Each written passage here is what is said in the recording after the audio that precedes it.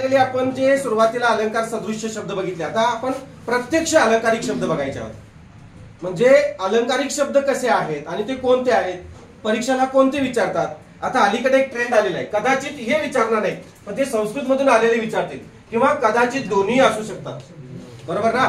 अलीकडे आता शब्द संग्रहावर जास्त प्रश्न विचारायला लागले आणि मग लोक फक्त व्याकरण शिकवतात आणि शब्द संग्रह शिकवत नाही. तर आपल्याकडे ते सगळंच तुम्हाला मी शिकवायला लागले. जवळपास 43 घटक आपण घ्यायला लागलेले आहे. 35 प्लस ते 38 प्लस प्रकरण तुमची पूर्ण झालेली आहेत 43 मध्ये. बरोबर का. हा, युट्यूबला त्यातली काहीच आहेत, थोडीच आहेत. बाकीचे हळूहळू आपले जसे व्हिडिओ होतील तसे आपण ते काय करणार आहोत, अपलोड करणार आहोत. तुम्ही बघून घ्यायचं सगळं. 2दा बघा, 4दा बघा. परीक्षेच्या आधी जरासं थोडंसं त्याच्यामध्ये रिव्हिजन म्हणून बघत चला. ठीक आहे, म्हणजे तेवढं डोळ्या खालून जाईल, विस्मरण होतंय थोडं म्हणून. ओणामा म्हणजे काय बघा, अलंकार सदृश्य शब्द आता आपण बघितले. आता प्रत्यक्ष अलंकारिक शब्द बघायचा आहे बघा. ओणामा म्हणजे काय, आज ओणामा केला बाबा असं म्हणतात बघा. म्हणजे थोडक्यात भाषेचं सौंदर्य प्राप्त होण्यासाठी वापरण्यात येणाऱ्या तंत्राला अलंकार म्हणतात. आणि अलंकार कोणते आहेत, अलंकाराचे प्रकार कोणते आहेत हे आपण प्रत्यक्ष त्या प्रकरणात बघितलेले आहेत. बरोबर ना. आज आपण फक्त अलंकारिक शब्द बघणार आहोत बघा. ओणामा म्हणजे काय रे, ओणामा म्हणजे प्रारंभ किंवा एखाद्या गोष्टीची सुरुवात करणे. ओणामाला समानार्थी शब्द आहे प्रारंभ किंवा सुरुवात. लिहून ठेवत चला. अंडी पिल्ली, अंडी पिल्ली म्हणजे गुप्त गोष्ट. बघा आपल्याला माहित नसते अंडी पिल्ली म्हणजे गुप्त गोष्ट. पुढे बघा, अक्षरशत्रू. काय रे अक्षरशत्रू म्हणजे काय रे, अक्षरशत्रू म्हणजे काय, अक्षरशत्रू म्हणजे शत्रू याचा अर्थ काय, निरक्षर माणूस असा आहे त्याचा अर्थ. अक्षरशत्रू, मी अक्षरशत्रू आहे बाबा, अक्षरांचा शत्रू आहे, मला काहीच येत नाही, म्हणजे मी साक्षर नाही आहे, मी निरक्षर आहे असा त्याचा अर्थ. निरक्षर म्हणजे साक्षर नसणारा. अरण्य रुदन हे सगळे प्रश्न परीक्षेला येऊन गेलेले आहेत. सगळी वाक्य, सगळे अलंकारिक शब्द येऊन गेलेले आहेत. त्यामुळे मी कुठला आलेला आहे कुठला नाही सांगणार नाही. सगळे आलेले आहेत बघा. जवळपास किती आहेत बघा. हे मी जे महत्वाचे ते सगळे काढलेले आहेत त्याच्यामध्ये. बघा किती आहेत, किती आहेत, 181 जवळपास आहेत. 181 दिसले का इथं, एवढेच आहेत बघा. हा, मग तुम्हाला एवढे एवढे कुठले देतील. अरे सगळ्या अन्नाचं रक्त बनतंय का नाही, सगळं खायला पाहिजे ना. मग एवढं एवढं खाऊन चालेल, मग तूप खाऊन रूप येणार आहे का. मग एवढं तेवढं म्हणत बसू नका, नाहीतर मग सगळंच फसणार तुम्ही. डोंगर पोखरून उंदीर काढायचं आहे, आपली पोस्ट मिळवायची आहे म्हणजे डोंगर पोखरून उंदीर काढल्यासारखं आहे. लक्षात घ्या, देह हरी पलंगावर ही कोणाला मिळणार नाही. सगळं तुम्हाला करायला पाहिजे. किमान डोळ्या खालून गेलं पाहिजे, किमान ऐकिवात असलं पाहिजे, किमान पाहिलं पाहिजे. आता इथं सगळंच आहे बघा. ऑडिओ व्हिज्युअल दोन्ही प्रकारे चालू आहे. ऐकताय सुद्धा तुम्ही, पाहताय सुद्धा आणि अनुभवताय सुद्धा. गुरुजी तुम्हाला स्पष्टीकरण देत आहेत. परीक्षेत 4 पर्याय असणार आहेत तुम्हाला. बरोबर का. आपण कट पद्धतीने जायचं, कट पद्धतीने गेलं की येते. जर तुम्ही ज्या गावालाच गेला नाही ते गावच तुम्हाला कळणार नाही. म्हणून या गावाला, अलंकारिक गावाला जाऊया आपण आज. मग 10 वर्षाने का प्रश्न विचारणार, 5 वर्षांनी विचारणार, 5 महिन्यांनी प्रश्न आला तर आपल्याला ते गाव बरोबर सापडते. बरोबर ना. मी सांगितलं होतं बघा. अरण्य रुदन म्हणजे काय, ज्याचा उपयोग नाही असा. अरण्य रुदन बघाशी वेगळा अर्थ होता, इथं वेगळा अर्थ आहे. आपण रडत बसायचं वगैरे, जंगलात गेल्यावर रडायला आहे ना, ते होतं बघा ते. हा, रुदित वगैरे, अरण्य रुदित असं काहीतरी होतं ते. आणि इथं अरण्य रुदन आहे बघा. अरण्यात गेलं की रडून काही उपयोग नाही, म्हणजे ज्याचा उपयोग नाही असा थोडक्यात असं. आळवावरचे प्राणी म्हणजे काय, आपण म्हणतो बघा की तुझा स्वभाव आळवावरचं पाणी आहे. आळवावरचं पाणी म्हणजे फार काळ न टिकणारे असा त्याचा अर्थ. समजलं, फार काळ न टिकणारे असा त्याचा अर्थ. हा, पुढे बघा. अष्टपैलू म्हणजे काय रे, अष्टपैलू म्हणजे काय, ऑलराऊंडर म्हणजे काय, अनेक चांगले गुण असलेला. अरण्य पंडित म्हणजे काय बघा. अरण्य पंडित, नुसता पंडित म्हणजे काय, नुसता पंडित म्हणजे कोण, अरे तज्ञ माणूस, निष्णात माणूस, हुशार माणूस, ज्ञानी माणूस, विवेकी माणूस. आणि अरण्य पंडित म्हणजे कोण, मूर्ख माणूस. अरण्यात गेलेला आहे आणि लय ज्ञान पाजळालाय, काय उपयोग आहे, कोणी ऐकणार आहे का. तशा थोडक्यात अरण्य पंडित आहेस म्हणायचं, तू मूर्ख माणूस आहेस असं. अकलेचा खंदक किंवा अकलेचा कांदा म्हणजे दीड शहाणा. तू अकलेचा खंदक आहेस असं सरळ म्हणायचं. तुषार का मग आद्या एकमेकाला म्हणा तुम्ही. 11वा रुद्र. आता हा 11वा रुद्र कोण आहे रे?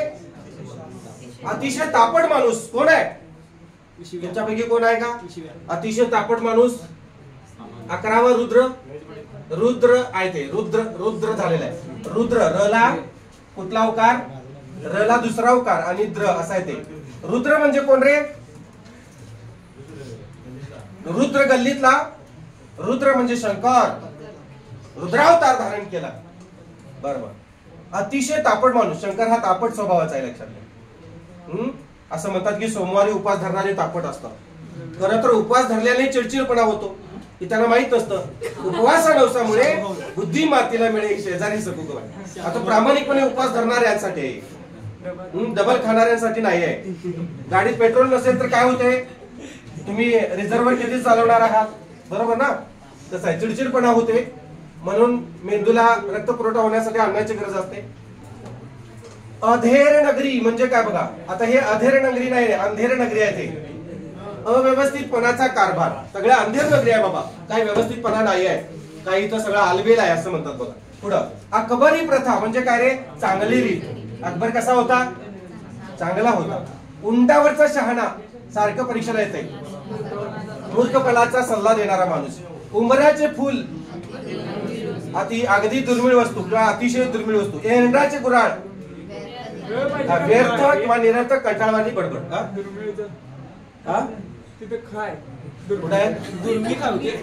दुर्मिळ. अरे प्रिंट मिस्टेक आहे, समजून घ्या. आलं का लक्षात? बघा एक मुलगा, त्याला 10 अंक लिहायला सांगितले मॅडमनी आणि त्याने 9 अंक बरोबर लिहिले आणि 1 अंक चुकला म्हणून सगळ्या मुलांनी चिडवायला सुरू केली. चुकलं चुकलं चुकलं. ते बिचारा रडायला लागलं, घाबरलं, थरथर कापायला लागलं. पण मॅडम म्हणल्या बाळा काहीच चुकलेलं नाही तुझं, शांत उभा राहा, घाबरू नको. ए मूर्खानू, कुठे चुकले त्याचं? बरोबर आहे ना त्याचं? असं. मग तो मुलगा शांत झाला. मॅडम म्हणतात म्हणजे बरं वाटलं त्याला. मग त्या म्हटल्या हे बघा त्यानं 9 अंक लिहिलेले चांगले, पण तुम्ही हे म्हटला का?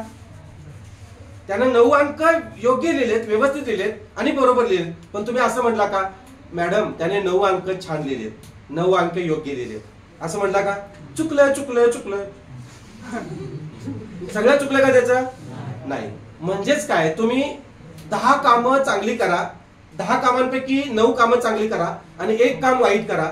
लोक चांगली कामं विसरतात आणि 1 वाईट काम लक्षात ठेवतात. म्हणजे त्यावरून हाच बोध घ्यायचा आहे. त्यावरून काय घ्यायचा? हाच बोध घ्यायचा आहे. तुम्ही 10 कामं चांगली करा आणि 1 काम वाईट केलं की लोक वाईट काम तेवढं नजरेस ठेवतात आणि मग आपल्याला त्याच हेतून बरोबर बोलवतात. त्यामुळे 10च्या 10 कामं चांगली करायची. आपल्यात परफेक्शनिस्टपणा असतो का? कुठलाही माणूस परफेक्ट नसतो, लक्षात घ्या. कुठलाही माणूस परफेक्ट नाही. तेवढ्याच चुका होणार, थोडं तेवढं समजून घ्यायचं.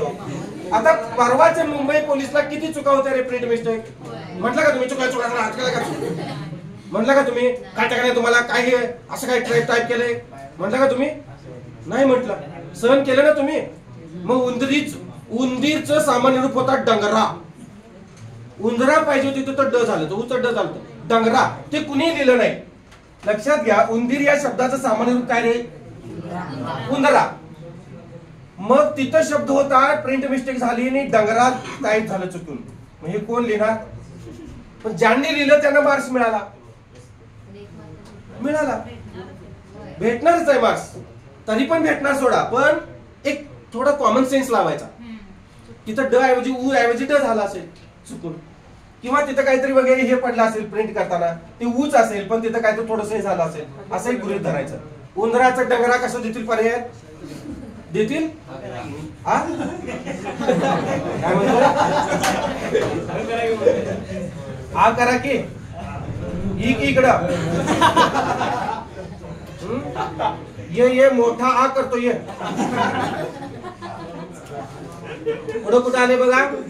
एरंडाचे गुराळ. एरंडाचे गुराळ म्हणजे काय बघा? निरर्थक कंटाळवाणी बडबड. कळसूत्री बाहुली म्हणजे काय? दुसऱ्याच्या तंत्राने. तुम्हाला माहिती आहे कळसूत्री बाहुली? माहिती आहे ना? हा, दुसऱ्याच्या तंत्राने चालणारा. काडी पैलवान म्हणजे कोण रे?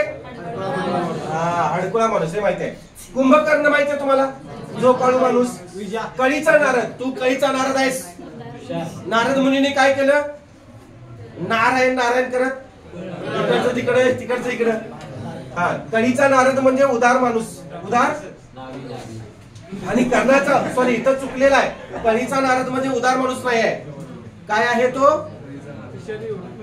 कसला माणूस, काड्या लावणारा माणूस, कळ लावणारा माणूस असा त्याचा अर्थ आहे. आणि कर्णाचा अवतार म्हणजे उदार माणूस. राहील लक्षात. हा, कैकेयी किंवा मंथरा म्हणजे कोण बघा, दुष्ट स्त्री, कला प्रिय स्त्री. आपण म्हणतो तू कैकेयीच आहेस बघा.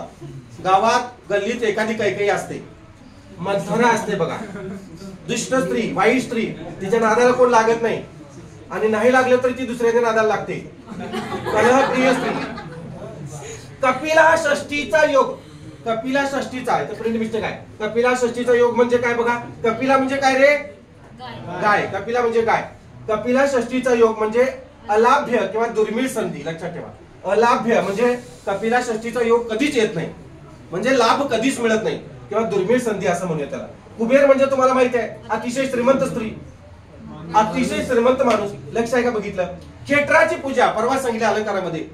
तो विंचू तुम्हाला चावला आणि महादेवाच्या पिंडीवर बसला तर त्याला खेटरानं पूजा कराल का तुमची, तुम्ही नाही कराल. बघा, खेटराची पूजा म्हणजे काय, अपशब्दाने खरडपट्टी काढायची. तुझी खेटराने पूजाच करतो बघ असं म्हणता तुम्ही. अपशब्द वापरायचे, चुकीचे गलिच्छ शब्द वापरायचे आणि काय करायचं, त्याची खरडपट्टी काढायची. खुशाल चंदू किंवा खुशाल चंड, चंद असं, अतिशय चैनीखोर, अतिशय चैनीखोर, मौज मजा करणारा है ना, पैसा उधळणारा. खडाष्टक म्हणजे भांडण, मोठे भांडण. खडाष्टक, खडाजंगी, उभ्या उभ्यानच भांडायचं, सुट्टी देत नाहीत बघा. नवरा बायकोचे एक एक असं असतात, युट्यूबला वगैरे बघितले आपण, भांडी फेकून मांडतात. गाजर पारखी, गाजर पारखी म्हणजे काय, ज्याला कसलीही पारख करता येत नाही असा माणूस. तू गाजर पारखी आहेस रे, तुला कसली पारख करता येत नाही. पुढे बघा, गोगल गायनी पोटात पाय आपण म्हणतो बघा. गोगल गाय म्हणजे काय, स्वभावाने अतिशय गरीब. बरोबर आहे का. तू तू पोटात पाय नाहीस,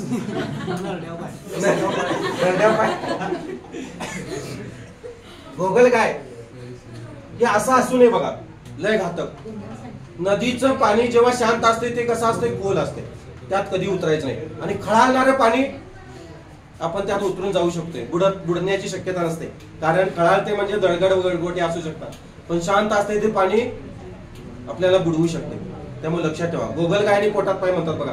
गल्लीतली माणसं, ती पोरगी शानी नाही, गोगल गायनी पोटात पाय येत नाही, अंदाज लागू देत नाही. गौड बंगाल आहे सगळा. गौड बंगाल म्हणजे काय, चमत्कारिक, आकलन होण्यास कठीण असं. चमत्कारिक किंवा आकलन होण्यास कठीण गौड बंगाल आहे असं. हा सगळा गौड बंगाल आहे, काय कळत नाही, चमत्कारिकच आहे. गंगा यमुना वाही लागल्या. गंगा यमुना तुम्हाला माहिती आहे म्हणजे अश्रू. पुढे बघा, ज्ञानबाची मेघ, खास व्यक्ती. ज्ञानबाची मेघ म्हणजे खास व्यक्ती. लक्षात, खास युक्ती, सॉरी व्यक्ती नाही युक्ती, खास युक्ती. ज्ञानबाची मेघ हे सारखं परीक्षण येते बघा, ज्ञानबाची मेघ. लक्षात ठेवा. गजांत लक्ष्मी हा सुद्धा विचारला जातो. गजांत लक्ष्मी म्हणजे, इथं गजांत लक्ष्मी म्हणजे काय माहितीये का, अतिशय श्रीमंत असं आहे. ते चुकीचं झालंय तिथं, अतिशय श्रीमंत गजांत लक्ष्मी. आणि गर्भ श्रीमंत म्हणजे जन्मापासून श्रीमंत. गर्भ म्हणजे गर्भापासून, जेव्हा गर्भात होतो तेव्हापासून श्रीमंत. काही लोक सोन्याचा चमचा घेऊन जन्माला येतात असं म्हणतात. सोन्याचा चमचा म्हणजे जन्माला आलं ते श्रीमंतीतच आलं. आम्ही त्याला अपवाद आहे. मरतय कसं माहित नाही, पण आम्ही काही गर्भ श्रीमंत नाहीये बघा. प्लास्टिकचा चमचा घेऊन आले जन्माला. गप्पीदास, थापा किंवा गप्पा मारणारा. तुमच्यात कोण गप्पीदास आहे का, आदित्य. बर, गाढव कोण, सॉरी गाढव म्हणजे काय बघा, बेअक्कली माणूस. गाढव, हे गाढवा असं म्हणतो बघा आपण. दंडांतर, भीतीदायक संकट, हे परीक्षेला आलं होतं बघा. खूप मुलांना आलं नाही ते. दंडांतर म्हणजे काय, दंडांतर म्हणजे भीतीदायक संकट. याच्या लक्षात.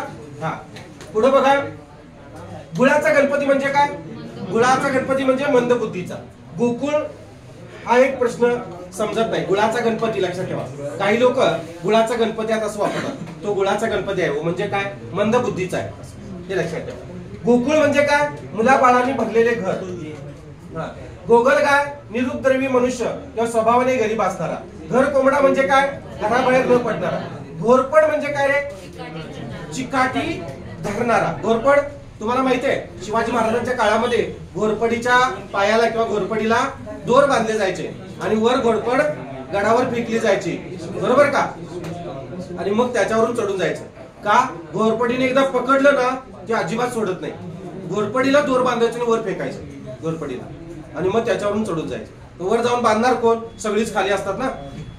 ती घोरपड पकडायची, तिला वर टाकायची दोरी बांधून, आणि मग त्याच्यावरून दोर बांधून वर जायचं. म्हणून घोरपड म्हणजे चिकाटी. एकदा सोडत नाही ती, लय ताकद, सुटतच नाही अजिबात. चरपट पंजरी म्हणजे काय? निरर्थक बडबड, कंटाळवाणे लांबलचक भाषण.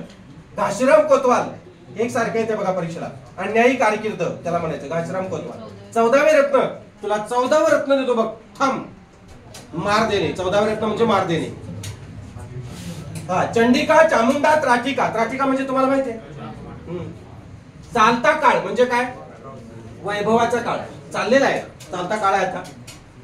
चतुर साबाजी. चतुर साबाजी म्हणजे बघा कोण? मूर्ख माणूस. ठीक आहे, पुढे बघा. चंदूलाल म्हणजे कोण? चैनीबाज व्यक्ती. 36चा आकडा. 36चा आकडा. 36चा आकडा म्हणजे काय बघा? शत्रुत्व. 3 व 6 हे अंक एकमेकाच्या विरुद्ध आहेत. लग्न जुळताना बघा 36 गुण बरोबर जुळले म्हणतात.